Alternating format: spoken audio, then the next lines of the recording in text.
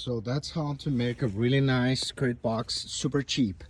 2x4s to make a square. You can see there all over. Okay, then 1x4s here on top and 2x4s, just one there, one in the middle, one here. You can put two also if you want to bring the forklift underneath. Then 1x1 here to make the square, 100% square, and 1x4 here. That's it. Look at that. Look how great it is, this system here. And you can put windows and everything, and if you want you can also use a plywood flat here. But look how good this thing looks, right? Super strong, cheap.